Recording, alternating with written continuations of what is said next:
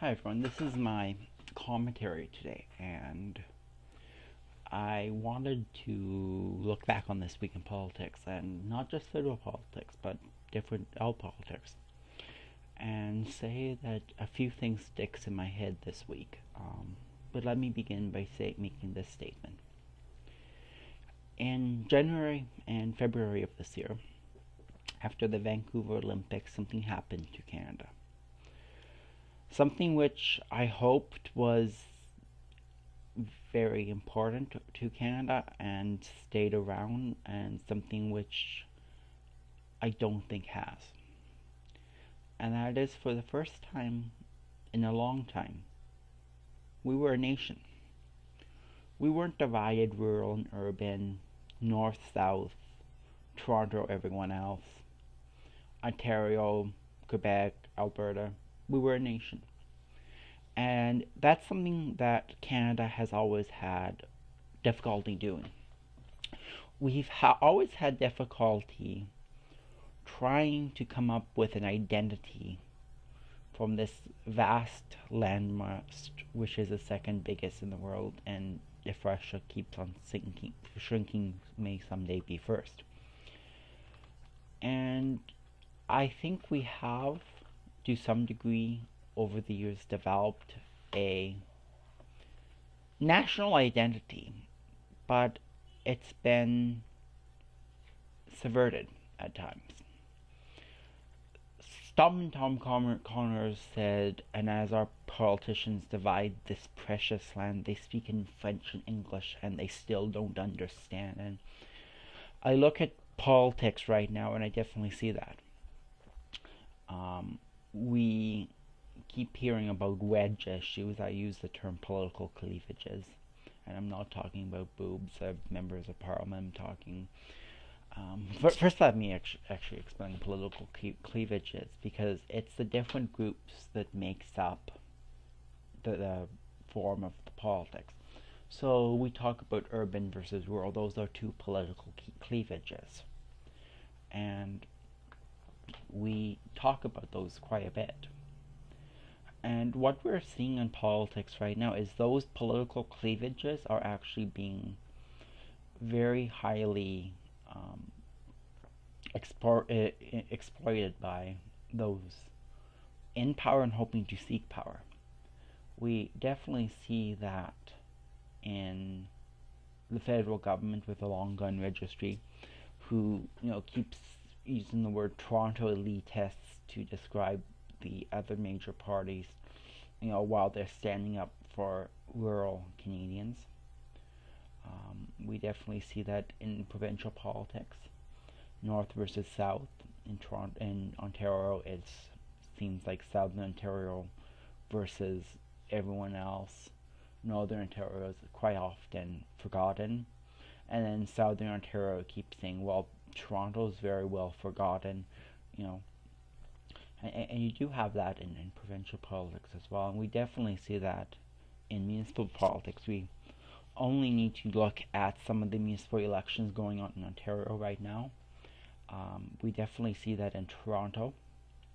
I read a story on Facebook from my friend's page about Niagara Falls, the downtown core versus the outer limits of the municipality.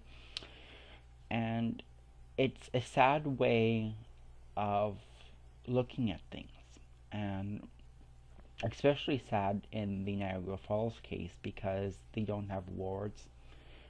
They elect everyone at large. So in fact, you're everyone's representative. But even if there's not wards, you are everyone's representatives.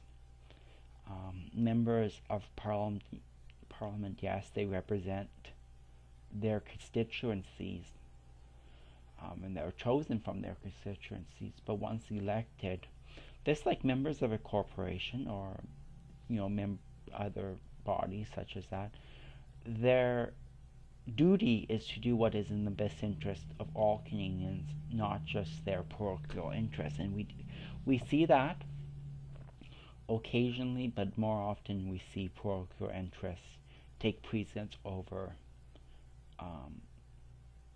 what's in the common good. And I'm not making this commentary on the long gun registry. I don't quite necessarily believe some of the stuff put out there with the long gun registry. I am critical that maybe there is better programs that may, use the money to better take care of crime. I do think it would be a useful tool, but I think that the political cleavages of the nation has made it so that it can't be. And you see these political cleavages often coming up, especially in municipal politics. You see this in Rob Ford's campaign when you have, the candidate for mayor having the intercity versus the outer city, and maybe our system of government doesn't adequately represent everyone. I at first was very critical of the Montreal system of government. I have a case study coming up on the Montreal system of government. But the one thing it does do well is it creates a system of government which represents both the intercity and the outer city. And that is needed in any real system of government. So my final message is to elected officials.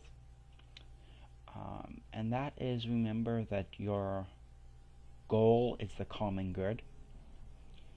Edmund Blake, the member for Bristol, said in the 18th century, "Your representative owes you not only his industry, but his judgment, and he betrays, instead of serving you, if he sacrifices it to your opinion."